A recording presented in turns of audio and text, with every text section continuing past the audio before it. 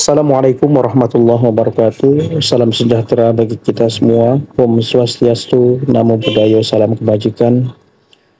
Teruntuk sahabat-sahabatku semua yang pada tahun ini mengikuti seleksi calon aparatur sipil negara, baik CPNS maupun P3K.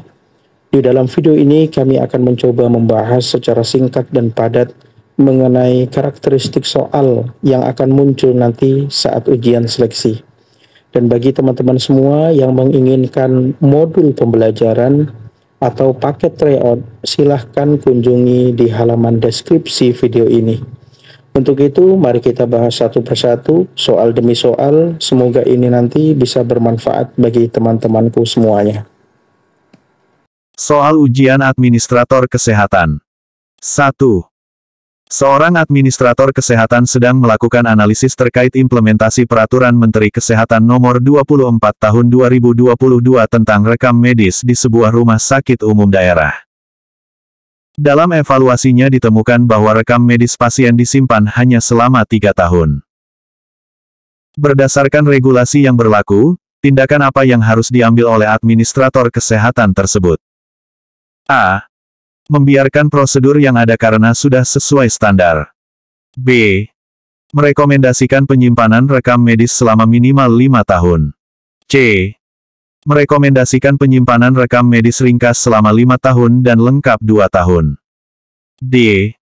Merekomendasikan penyimpanan rekam medis selama minimal 10 tahun. E. Merekomendasikan penyimpanan rekam medis selama 7 tahun. Jawaban yang tepat dari soal di atas adalah B. Pembahasan dari pertanyaan di atas yaitu, bahwa berdasarkan Permenkes Nomor 24 Tahun 2022 Pasal 24, rekam medis harus disimpan sekurang-kurangnya untuk jangka waktu 5 tahun terhitung dari tanggal terakhir pasien berobat atau dipulangkan. Setelah batas waktu 5 tahun dilampaui, rekam medis dapat dimusnahkan kecuali ringkasan pulang dan persetujuan tindakan medis. Sehingga administrator kesehatan harus merekomendasikan penyesuaian waktu penyimpanan menjadi minimal 5 tahun. 2. Administrator kesehatan sedang menganalisis pengajuan izin operasional sebuah klinik pratama yang baru. Berdasarkan Permenkes Nomor 24 Tahun 2022, persyaratan yang harus dipenuhi terkait tenaga kesehatan adalah: A. Minimal memiliki 2 dokter dan 2 perawat. B. Minimal memiliki 1 dokter dan 2 perawat. C. Minimal memiliki 2 dokter, 2 perawat, dan 1 tenaga farmasi. D. Minimal memiliki 2 dokter, 4 perawat, dan 1 bidan. E. Minimal memiliki 1 dokter, 1 perawat, dan 1 bidan. Jawaban yang tepat dari soal di atas adalah A. Pembahasan dari pertanyaan di atas yaitu, bahwa sesuai dengan Permenkes Nomor 24 Tahun 2022, klinik pratama wajib memiliki minimal 2 orang dokter dan 2 orang perawat sebagai tenaga tetap. Persyaratan ini merupakan standar minimal yang harus dipenuhi untuk mendapatkan izin operasional klinik pratama. 3. Administrator kesehatan mendapat laporan dari tim akreditasi bahwa sebuah puskesmas memiliki nilai 80% untuk standar pelayanan, 75% untuk standar administrasi manajemen, dan 85% untuk standar penyelenggaraan UKM. Berdasarkan Permenkes Nomor 4 Tahun 2019, status akreditasi puskesmas tersebut adalah: A. Akreditasi dasar. B. Akreditasi madya. C.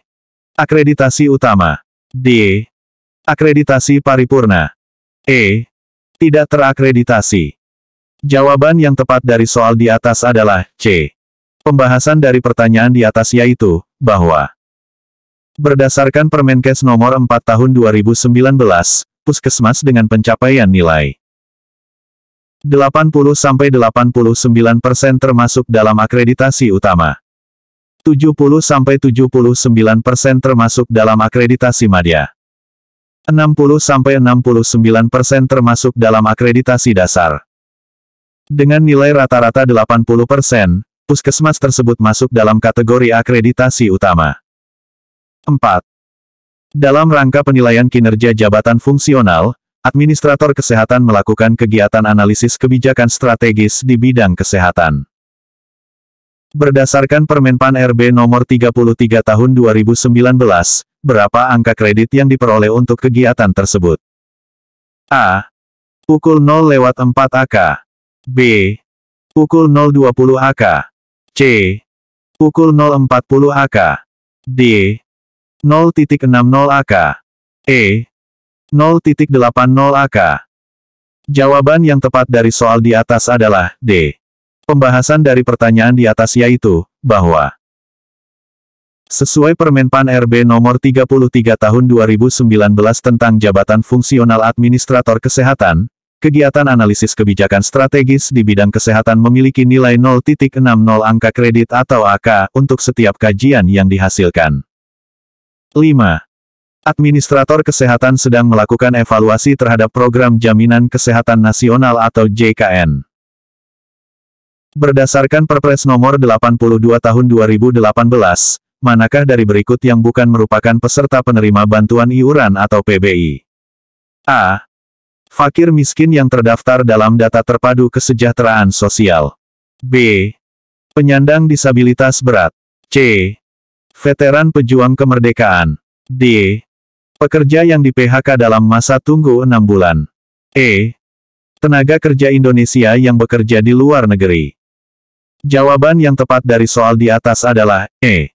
Pembahasan dari pertanyaan di atas yaitu, bahwa berdasarkan Perpres nomor 82 tahun 2018, tenaga kerja Indonesia yang bekerja di luar negeri bukan termasuk dalam kategori PBI JKN. Mereka masuk dalam kategori peserta bukan penerima upah atau PBPU, yang wajib membayar iuran secara mandiri. 6. Administrator kesehatan diminta menganalisis standar ruangan di instalasi gawat darurat atau IGD, sebuah rumah sakit tipe C. Berdasarkan Permenkes nomor 3 tahun 2020, luas minimal ruang triase yang sesuai standar adalah A. 12 meter persegi. B. 16 meter persegi. C. 20 meter persegi. D. 25 meter persegi. E. 30 meter persegi. Jawaban yang tepat dari soal di atas adalah B. Pembahasan dari pertanyaan di atas yaitu, bahwa sesuai Permenkes nomor 3 tahun 2020 tentang klasifikasi dan perizinan rumah sakit, untuk RS tipe C standar minimal luas ruang triase adalah 16 meter persegi. Standar ini harus dipenuhi untuk menjamin pelayanan gawat darurat yang optimal. 7. Administrator kesehatan sedang mengevaluasi penerapan sistem rujukan di wilayah kerjanya. Berdasarkan Permenkes nomor 4 tahun 2019, dalam kondisi kegawat daruratan, fasilitas kesehatan tingkat pertama dapat merujuk ke A. Hanya RS tipe D terdekat. B. Hanya RS yang memiliki perjanjian kerjasama. C. RS terdekat yang memiliki kemampuan pelayanan sesuai kebutuhan. D. Hanya RS pemerintah. E. RS dengan tingkat lebih tinggi dari RS terdekat. Jawaban yang tepat dari soal di atas adalah C. Pembahasan dari pertanyaan di atas yaitu, bahwa sesuai Permenkes nomor 4 tahun 2019 tentang standar teknis pemenuhan mutu pelayanan dasar, dalam kondisi gawat darurat, FKTP dapat merujuk ke RS terdekat yang memiliki kemampuan pelayanan sesuai kebutuhan, tanpa terikat wilayah dan sistem rujukan berjenjang. 8. Administrator kesehatan mendapati kasus seorang tenaga kesehatan asing yang bekerja di Indonesia tanpa surat tanda registrasi atau STR. Berdasarkan Undang-Undang Nomor 36 Tahun 2014, sanksi pidana yang dapat dikenakan adalah A. Penjara paling lama 2 tahun. B. Penjara paling lama 3 tahun. C. Penjara paling lama 4 tahun. D. Penjara paling lama 5 tahun. E. Penjara paling lama 6 tahun. Jawaban yang tepat dari soal di atas adalah B. Pembahasan dari pertanyaan di atas yaitu, bahwa berdasarkan Undang-Undang Nomor 36 Tahun 2014 tentang Tenaga Kesehatan Pasal 86, setiap tenaga kesehatan warga negara asing yang dengan sengaja memberikan pelayanan kesehatan tanpa memiliki STR diancam dengan pidana penjara paling lama 3 tahun. 9. Administrator kesehatan sedang mengkaji implementasi Sistem Informasi Kesehatan Nasional. Berdasarkan PP Nomor 46 Tahun 2014, data kesehatan yang wajib dilaporkan fasilitas pelayanan kesehatan secara berkala kecuali A. Data kesakitan. B. Data kematian. C. Data pelayanan kesehatan. D. Data sumber daya kesehatan. E. Data penelitian kesehatan. Jawaban yang tepat dari soal di atas adalah E. Pembahasan dari pertanyaan di atas yaitu, bahwa berdasarkan PP Nomor 46 Tahun 2014 tentang Sistem Informasi Kesehatan, data penelitian kesehatan tidak termasuk dalam data yang wajib dilaporkan secara berkala oleh fasilitas pelayanan kesehatan. Data yang wajib dilaporkan meliputi data kesakitan, kematian, pelayanan kesehatan, dan sumber daya kesehatan. 10. Administrator kesehatan mendapati sebuah rumah sakit yang belum terakreditasi mengajukan klaim BPJS Kesehatan. Berdasarkan Permenkes Nomor 99 Tahun 2015, tindakan yang harus diambil adalah A. Menolak pengajuan klaim secara permanen. B. Memberikan tenggang waktu 2 tahun untuk akreditasi. C. Memberikan tenggang waktu 1 tahun untuk akreditasi. D. Menerima klaim dengan pengurangan tarif 50%. E. Menerima klaim dengan syarat evaluasi 6 bulan. Jawaban yang tepat dari soal di atas adalah B. Pembahasan dari pertanyaan di atas yaitu, bahwa sesuai Permenkes Nomor 99 Tahun 2015, rumah sakit yang bekerja sama dengan BPJS Kesehatan wajib terakreditasi. Bagi RS yang belum terakreditasi diberikan tenggang waktu 2 tahun untuk memperoleh akreditasi sejak bergabung sebagai mitra BPJS Kesehatan. Oke, baiklah teman-temanku semuanya. Demikian video singkat yang dapat kami tampilkan sebagai salah satu penambah wawasan hasanah keilmuan kita, terutama bagi kami tentunya dan teman-temanku semuanya. Dan jangan lupa untuk subscribe, share, dan memberi masukan dan komentar yang baik agar menjadi doa dan kebaikan itu nanti akan kembali kepada diri kita sendiri. Mohon dimaafkan jika ada yang kurang berkenan. Semoga kita bisa meraih kesuksesan di tahun ini.